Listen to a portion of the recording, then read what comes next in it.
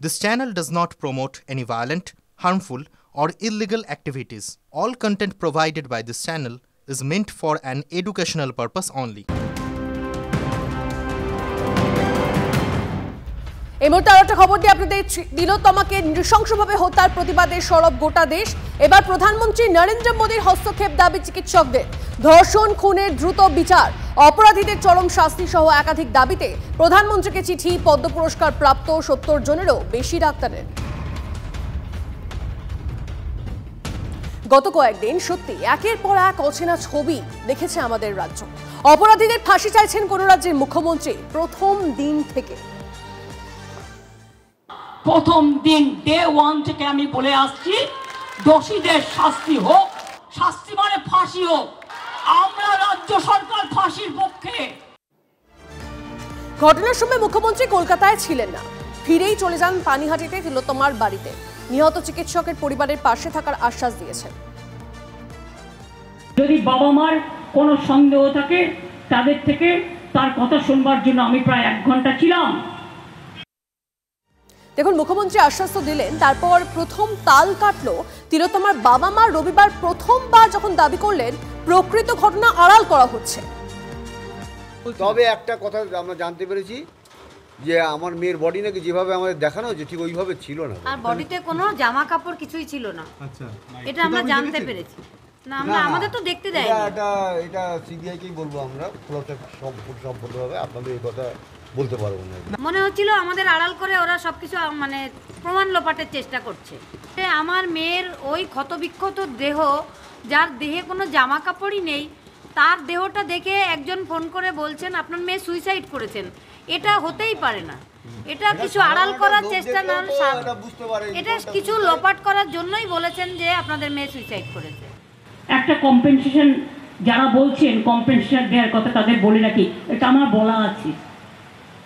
হ্যাঁ, আমরা 10 লক্ষ টাকা তো দিতেই পারি পরিবারকে। আমি বলেছি আমার মেয়ের যারা দোষী তাদের চরম শাস্তি হোক, তারপর আমি ওটা নেব, তার আগে আমি ওটা নেব না। আশ্চর্য ঘটনা, আজিকর মেডিকেলে অন ডিউটি চিকিৎসককে ধর্ষণ করে খুন করা হলো। সেই রাজ্যের মুখ্যমন্ত্রী, যিনি আবার পুলিশ মন্ত্রীও, তিনি রাস্তায় নামলেন ন্যায় বিচারের দাবিতে। এই প্রথম। তবে তিলোত্তমার বাবা মা চ্যালেঞ্জ করে বসলেন মুখ্যমন্ত্রীকে। এরা কিন্তু রাজনৈতিক দল পরিকল্পিতভাবে করছে, কারণ তারা মমতা ব্যানার্জিকে সরাতে চায়। আন্দোলনের মধ্যেই আমার জন্ম। আপনাদের ক্ষমতা থাকলে আমায় শুধু গায়ে টাচ করে লিখবেন, আমাকে শান্ত থাকতে দিন। আমি যত শান্ত থাকি তত আপনাদের মঙ্গল।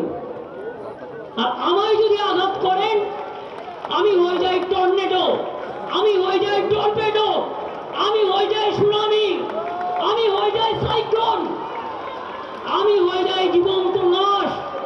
উনি এত কথা বলছেন, উনি নিজে রাস্তায় নামছেন, আন্দোলন করছেন, নির্যাতিতার বিচার চাই।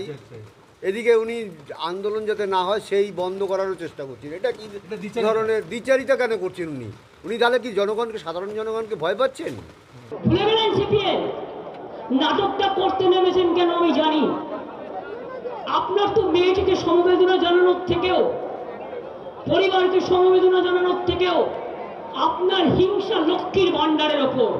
এই যারা কন্যাশ্রী প্রকল্প বা লক্ষ্মীর ভান্ডার এগুলো নিচ্ছেন, তারা নেওয়ার আগে তাদের লক্ষ্মী সুরক্ষিত কিনা একবার ভাববেন। মমতা ব্যানার্জিকে মারতে হবে, অপমান করতে হবে। আরে আমাকে মেরে ফেলতে তো অনেকবার গেছেন, মেরে ফেলুন না। কোথায় মারবেন বলুন? দাঁড়িয়ে থাকবো একা, পুলিশ থাকবে না আমার সাথে, মরণ গুলি করে আমি দেখছি। যারা মুক্ত কণ্ঠের প্রতিবাদ করছে, উনি তাদের কণ্ঠকে রোধ করার চেষ্টা করছেন। এখন তো আমরা ভালোই ব্যাপারটা বুঝতে পারছি কেন করছেন। সেটা উনি নিজে প্রতিবাদ করছেন রাস্তা নেমে, আবার যাতে প্রতিবাদ না হয় তারও ব্যবস্থা করছেন। রাজ্যবাসী এবং দেশবাসীকে একটাই বার্তা দিতে চাই যে আমার মেয়ের মতন মেয়ের পাশে আছে, তাদের আমরা সব সময় সাথে আছি। ওনার বাধা না মেনে তারা যেন আমাদের পাশে থাকে। রং ছাড়াই আমাদের কাছে এসে দাঁড়াচ্ছে, তারা দাঁড়িয়ে তারা বিচার চাক, এটা আমরা সবার কাছে চাই।